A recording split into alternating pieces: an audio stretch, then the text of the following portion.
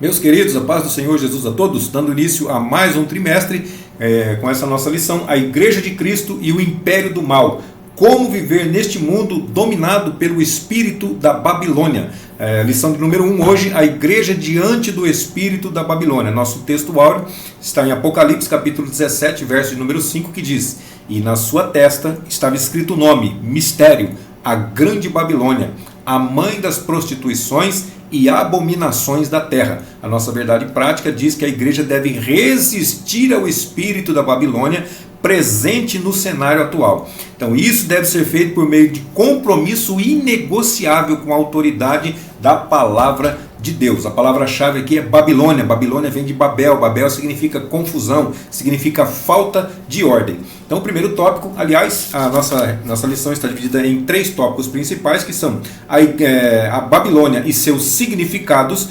O segundo, o espírito da Babilônia. E o terceiro, a posição da igreja diante do espírito da Babilônia. Dentro desse primeiro tópico, a Babilônia e seus significados. Primeiro subtópico, a grande prostituta. Então são 3 significados, 3 subtópicos. A grande prostituta, vai ter o segundo, a mulher e a besta escarlata. E o terceiro, deixa eu rolar a barra aqui, mistério, a grande Babilônia. Então esses 3 subtópicos estão se referindo ao mesmo tópico aqui, Babilônia e seus significados. Ou seja, esses 3 subtópicos são significados da Babilônia. Então a grande prostituta, que lá em Apocalipse 17, versos 1 e 2 diz: E veio um dos 7 anjos que tinha 7 taças e falou comigo dizendo-me: Vem, mostrar-te-ei a condenação da grande prostituta que está assentado sobre muitas águas. Fica tranquilo que a própria Bíblia aqui vai se autoexplicar, tá? Nós já vamos falar o que são essas muitas águas. O segundo, verso 2: Com a qual fornicaram os reis da terra, e os que habitam na terra se embebedaram com o vinho da sua fornicação. Então, no texto bíblico destacam-se 3 termos gregos. Esses aqui, porné, porneu e porneia. Então, porné significa prostituta, porneu significa prostituir-se e porneia significa prostituição. Está dentro desse texto aqui. Então, na mensagem dos profetas do Antigo Testamento, essas mesmas expressões elas apontam para a idolatria, ou seja, prostituição espiritual. Sabe por quê? Porque a nossa aliança que nós temos com Deus é um casamento. Então nós estamos casados com o Senhor. Qualquer coisa, qualquer Deus diferente que entrar na nossa vida, nós estamos cometendo idolatria ou prostituição na parte espiritual. Está lá em Naum capítulo 3, verso 4, Isaías 23, verso 15, Jeremias 2 e 20, também Oséias 2 e 5 vai falar a respeito disso, a respeito da prostituição espiritual. Agora, em Apocalipse, as muitas águas onde a prostituta estava sentada eram multidões seduzidas pela idolatria, paganismo e também oposição à fé cristã. Apocalipse 17:15 diz: E disse-me, as águas que viste, olha só, a própria Bíblia está interpretando a Bíblia. As águas que viste, onde se assenta a prostituta, são povos, multidões, nações e línguas. Então, prostituta é igual, ou seja, é a mesma coisa que o falso sistema religioso, que também significa o espírito da Babilônia, como nós estamos falando aqui. Está lá em Apocalipse 14, verso 8. Agora, Apocalipse 17, 5 diz: E na sua testa está escrito o nome, mistério, a grande Babilônia, a mãe das prostituições e abominações da terra. Aí vem o segundo subtópico, que fala sobre a mulher e a besta escarlata. Apocalipse 17, verso 3, só a parte A do versículo diz: E levou-me em espírito a um deserto, e vi uma mulher assentada sobre uma besta. Então essa mulher aqui é a grande prostituta lá do primeiro subtópico, tá bom? Então é a mesma interpretação a respeito da Babilônia. O Apocalipse 17, verso 4, a parte A do versículo também diz assim: E a mulher estava vestida de púrpura, a palavra púrpura significa roxo, e de escarlata. Escarlata também é um vermelho muito forte. Então, ou seja, é um símbolo do reinado e também um símbolo de luxo. Essas duas cores aqui, essas duas vestimentas, símbolo de reinado e símbolo de luxo. Valdecir, como é que você sabe disso? A própria Bíblia interpreta a Bíblia. Olha só Mateus 27, 28. E despindo, está falando de Jesus aqui, tá? O cobriram com uma capa de escarlata, ou seja, vestiram ele como rei. Marcos 15, 17 também confirma essa mesma coisa. E vestiram-no de púrpura e tecendo uma coroa de espinhos lhe puseram na cabeça. Ou seja, fizeram isso com Jesus, mas para humilhá-lo. Agora vem Lucas 16, 19, diz assim: ora, havia um homem rico e vestia-se de púrpura, está vendo só? A púrpura, e de linho finíssimo, e vivia todos os dias regalada e esplendidamente. Então esse é um símbolo de reinado e de luxo. Apocalipse 17, 4, a parte B do versículo agora. A parte A diz: a mulher estava vestida de púrpura e de escarlata. Agora vem a parte B: e adornada com ouro e pedras preciosas e também pérolas. O que isso simboliza? Isso simboliza o materialismo e o poder econômico. Apocalipse 17, 4. Agora vem o verso C. Falamos do A, acabamos de ler o B, agora vamos ler o C.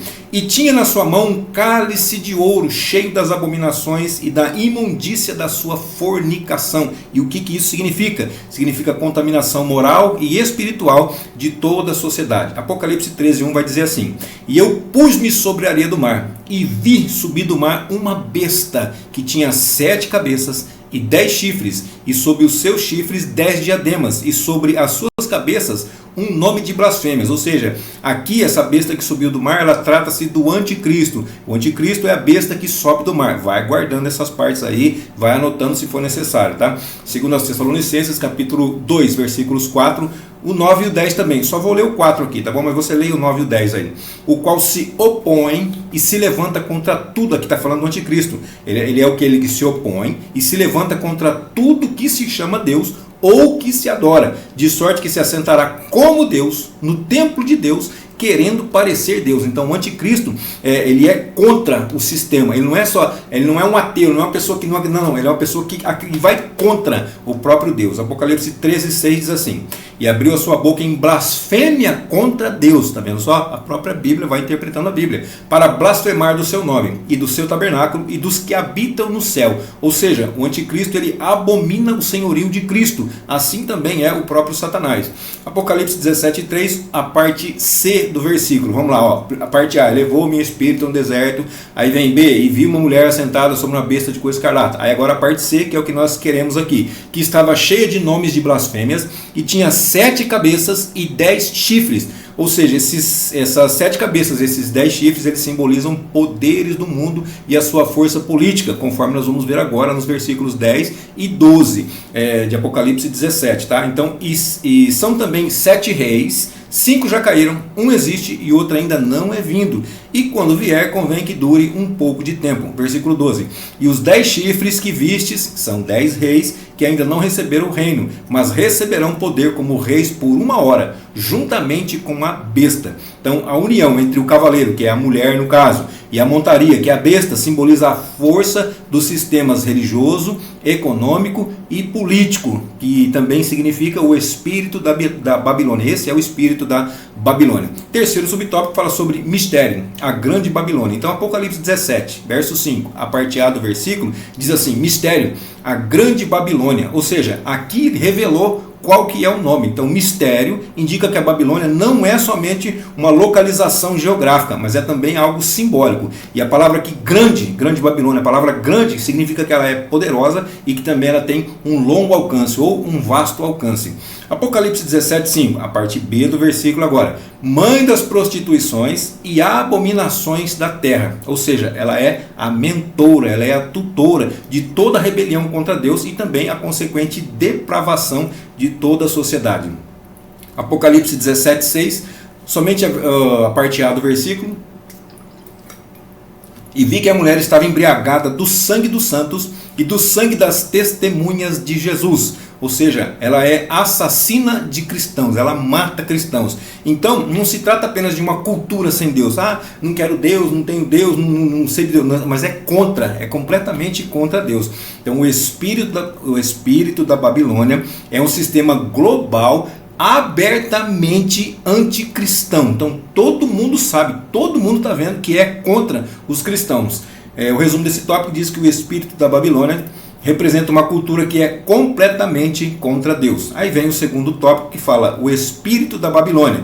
Aí o espírito da Babilônia no sistema religioso, no sistema político e cultural e também no sistema econômico. Olha só, então no religioso, político e econômico. Olha o que ele vai tratar aqui. Então o espírito da Babilônia, Apocalipse 17, 2, vai dizer assim: fez com que as pessoas sejam seduzidas pela prostituição espiritual. Então a prostituição espiritual ocorre por causa do espírito da Babilônia que já ronda, que já está no meio de nós. Então, nesse sentido, o culto ao ego, a si próprio, torna nós, os seres humanos, amantes de si mesmo, amantes do dinheiro e também amantes dos deleites. É o que está aqui, né? Avareza, dinheiro e poder. Mais para frente já vai ler aqui na frente. 2 Timóteo 3, versículos 2 e 4 diz assim, ó, olha o que Paulo falou há 2000 anos atrás. Porque haverá homens amantes de si mesmos, avarentos, presunçosos, soberbos, blasfemos, desobedientes a pais e mães, ingratos, profanos, sem afeto natural, irreconciliáveis, caluniadores, incontinentes, cruéis, sem amor para com os bons, traidores, obstinados, orgulhosos, mais amantes dos deleites do que amigos de Deus. Então olha só a quantidade de coisas que ele fala aqui a respeito da prostituição espiritual, a respeito do espírito da Babilônia. Aí tem 4 itens aqui, ó, essencial, que ele fala sobre o sistema religioso: ecumenismo, relativismo, humanismo e também o sincretismo religioso. É isso daí. Tem vários versículos aqui, Gálatas 1, versículos 6 e 8, que é sobre ecumenismo. Desculpa, que ele diz assim, ó, maravilho-me que tão depressa passasseis daquele que vos chamou a graça de Cristo para outro evangelho. Paulo estava admirado. Paulo pregou o evangelho, eles aceitaram a Cristo, foram recebidos, aceitaram a graça de Cristo na vida deles, e o que aconteceu? Passou algum tempo, o espírito da Babilônia fez com que eles mudassem para um outro evangelho. É o que tem acontecido muito em nosso meio, principalmente. O que é o ecumenismo? O ecumenismo é um sistema doutrinário que provoca a erosão, a corrosão, a deterioração da nossa fé bíblica. O que ele significa aqui? Ó, união das igrejas. Pensa bem, pegar todas as igrejas e unir numa só, colocar um sistema só. Isso é ecumenismo, fazer uma união. O que vai acontecer? Vai acabar com a fé, vai acabar com a palavra de Deus, porque cada um vem colocando uma forma de se interpretar a Bíblia. Esse sistema babilônico, esse espírito da Babilônia, esse espírito de prostituição tem feito isso. Então eles querem fazer uma união para ter uma religião única, somente uma religião. É isso que eles querem com o ecumenismo. Aí vem outra parte aqui, ó, o relativismo. O relativismo, ele rejeita a doutrina dos apóstolos e também rejeita a autoridade bíblica. No relativismo não existe verdade absoluta, e nós sabemos que Deus é a verdade absoluta. Jesus Cristo disse assim: eu sou o caminho e a verdade. Ele é a única verdade que é absoluta. Vem um terceiro aqui que chama-se humanismo. O humanismo ele faz o quê? Ele reinterpreta e ressignifica, ou seja, dá novo significado, dá uma nova interpretação aos mandamentos divinos. Olha o problema aqui. O que acontece no humanismo? O ser humano é o foco, o ser humano é o centro. Está errado, Jesus é o centro, Deus Todo-Poderoso, Criador de todas as coisas, é o centro, a palavra de Deus é o centro e não nós, os seres humanos. Aí vem o sincretismo. O sincretismo é o quê? É uma mistura entre o sagrado e o profano. Deus não aceita, é uma fusão de diferentes doutrinas, ou seja, é uma confusão de doutrinas diferentes para poder tornar num único sistema. Tem vários versículos aqui, depois eu vou deixar na descrição do vídeo também, tá? Agora, em consequência disso, a igreja verdadeira ela é brutalmente perseguida, como diz Mateus 24:9. Então vos hão de entregar para serdes atormentados, e matar-vos-ão, e sereis odiados de todas as nações, por causa do meu nome, do nome de Jesus. Aí no sistema político e cultural, o espírito da Babilônia exerce forte influência na política e também na cultura. O que ela faz? Ela trabalha com inversão de valores, na verdade, né? Ela vai falar sobre o aborto, ela vai falar sobre ideologia de gênero, vai falar sobre as drogas, vai falar liberação das drogas, liberação da prostituição, ou seja, tratar isso como algo normal, legalização de prostituição, legalização de drogas, ideologia de gênero que está sendo disseminada em todos os lugares, até mesmo para os nossos pequenininhos, para as nossas crianças, para os nossos filhos. Sim, senhor, isso mesmo. E também apologia, ou seja, defesa ao aborto. Meu irmão, quem aceita abortar é porque não foi abortado, não é verdade? Porque já nasceu, não é? Então você tem o direito de escolher sobre a vida do outro. Mas por que você não escolheu sobre a sua, não é? Esse é o problema. Então, se nós aceitamos o aborto, é porque nós não fomos abortados. Então deveríamos ter sido abortados para que nós não pudéssemos aceitar o aborto de outra pessoa. Aí vem, e se nós dissermos alguma coisa contra, somos taxados de fundamentalista. Então, se discordar, nós somos fundamentalistas, não é isso? Mas assim, Lucas 6,22 vai dizer assim: bem-aventurados sereis quando os homens vos odiarem. Garganta está ruim. quando os homens vos odiarem, e quando vos separarem, e vos injuriarem, e rejeitarem o vosso nome como mal, por causa do Filho do Homem. Então, por causa de Jesus, se nós somos afrontados, não tem problema, pode ficar tranquilo, nós somos bem-aventurados, somos mais do que felizes.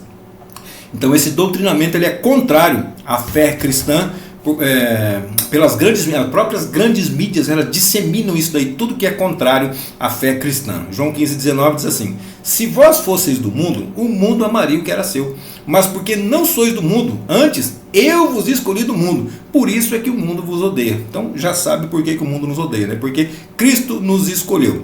Então, coagida, a sociedade que é coagida pelo politicamente correto, sabe o que é politicamente correto? Então a sociedade ela assimila e defende essa nova cultura, assim, às vezes ela nem tem opção e acaba defendendo por causa do politicamente correto, para não ser taxado, para não ser ignorado, para não ser confrontado também por aí. 1 João 4, 5 e 6 diz: do mundo são, por isso falam do mundo, e o mundo os ouve. Nós somos de Deus. Aquele que conhece a Deus ouve-nos, aquele que não é de Deus não nos ouve. Nisto conhecemos nós o espírito da verdade e o espírito do erro.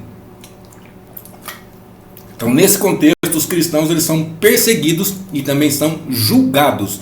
Lucas 21, 16 e 17 diz: e até pelos pais, irmãos e parentes e amigos sereis entregues, e matarão alguns de vós, e de todos sereis odiados por causa do meu nome. Isso são palavras do Senhor Jesus.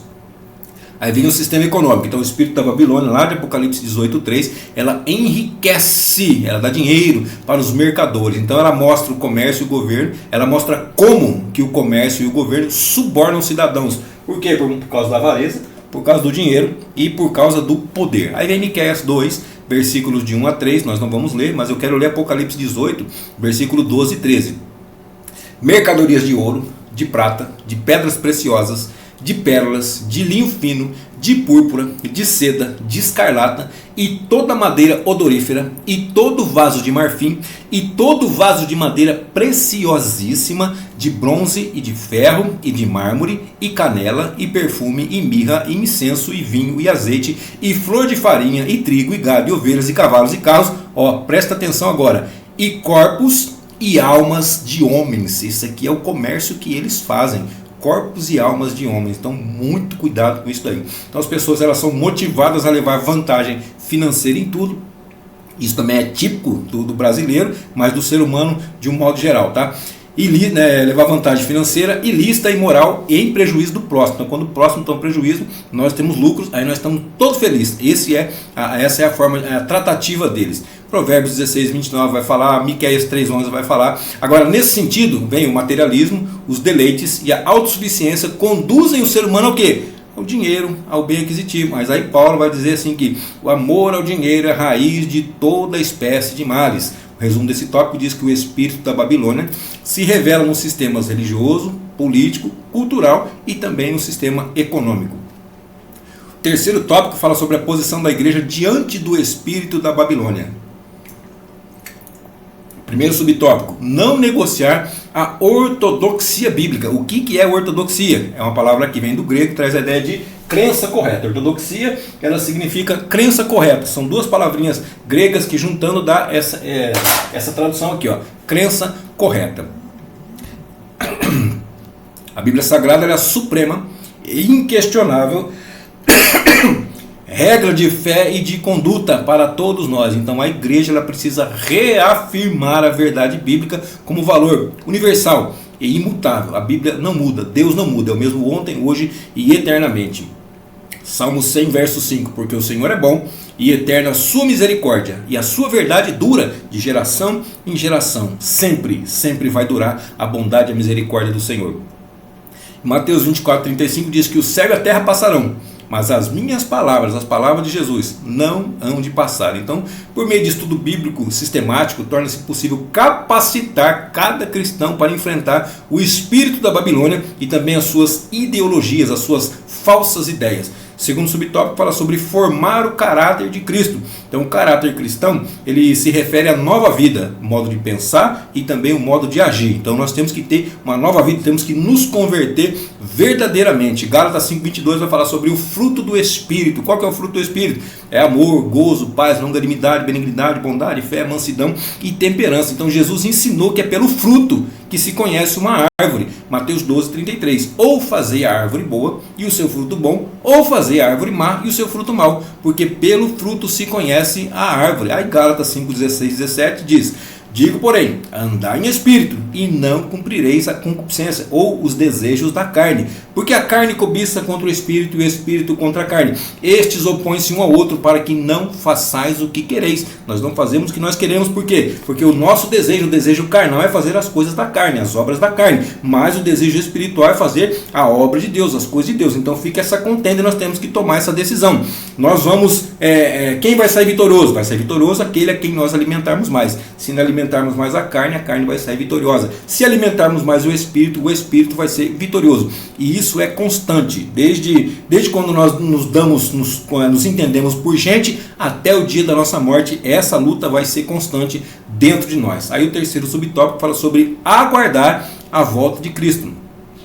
A dispensação da graça, ela termina com o arrebatamento da igreja, que vai acontecer antes da grande tribulação. Então a igreja arrebatada vai dar início aos 7 anos de grande tribulação aqui na terra. 1 Coríntios 15, 51 e 52 diz: eis aqui vos digo um mistério, na verdade nem todos dormiremos, mas todos seremos transformados no momento, num abrir e fechar de olhos, ante a última trombeta, porque a trombeta soará, e os mortos ressuscitarão incorruptíveis, e nós seremos transformados. Então, acerca dos sinais que precedem a volta de Cristo, nós vamos destacar a apostasia, a inversão de valores, a perseguição, guerras, fomes, pestes e também terremotos, tá? Mateus 24:24, porque surgirão falsos cristos, falsos profetas, e farão tão grandes sinais e prodígios que, se possível fora, enganaria até os escolhidos, tá? Em Mateus capítulo 24, 5-12, também tem todo o complemento disso daqui que nós acabamos de falar. 1 Timóteo 4:1, mas o Espírito expressamente diz que nos últimos tempos apostatarão, abandonarão, se afastarão alguns da fé, dando ouvidos a espíritos enganadores, ou seja, a demônios, e também a doutrinas dos demônios. Os demônios vão ensinar as pessoas, é o que está dizendo aqui. Doutrina é o ensino. Então o demônio vai ensinar as pessoas, e as pessoas vão dar ouvidos ao que esses demônios vão estar falando. Então o cristão, ele é exortado a não viver desapercebido, ou despercebido no caso. Marcos 13:33, olhai, vigiai e orai, porque não sabeis quando chegará o tempo. Ou seja, ainda requer que nós, os salvos, que todos os salvos, na verdade, haja renúncia em nós, que nós renunciemos muitas coisas deste mundo para poder viver bem nessa terra. Tito 2:12-13 diz: ensinando-nos que, renunciando à impiedade e às concupiscências mundanas, os desejos mundanos, vivamos neste presente século sóbria, justa e piamente, aguardando a bem-aventurada esperança e o aparecimento da glória do grande Deus e do nosso Senhor Jesus Cristo. O resumo desse tópico diz: espera-se da igreja que se mantenha fiel na ortodoxia bíblica, desenvolva o caráter de Cristo e cultive a espera pela vinda do Senhor. Temos que aguardar a vinda do Senhor como se ele fosse vir agora mesmo, nesse exato momento. Não vou esperar a vinda do Senhor para daqui um ano, para daqui um mês, para daqui uma data futura, para 2030. Não, eu tenho que esperar a vinda do Senhor agora, como se ele fosse vir a qualquer momento. Nós sabemos que ele pode vir a qualquer momento, a num piscar de olhos, a qualquer momento ele pode aparecer. Nós temos que estar cientes disso, temos que estar conscientes disso, temos que saber que ele vai vir a qualquer minuto, temos que dar crédito a essa mensagem, mesmo porque as pessoas falam assim: ah, meu bisavô, meu avô, minha avó, meu tataravó falava sobre a vinda de Jesus e até agora não aconteceu. Pois é, o apóstolo Paulo, o apóstolo Pedro, os demais apóstolos, a Bíblia Sagrada, ela relata que Jesus vai vir, que vai ser breve. A palavra Jesus está voltando está errado, mas que Jesus breve voltará, isso você pode ter certeza. Ele vai voltar em breve, e quando isso acontecer, vai ser dia de alegria para muitos, mas também vai ser de tristeza para muitos. Então que vigiemos, oremos, busquemos e aguardemos com esperança essa grande salvação do nosso Senhor Jesus Cristo. Amém, queridos? Deus abençoe sua vida, sua saúde, seu ministério, suas finanças, e até a nossa próxima aula, se assim Deus nos permitir.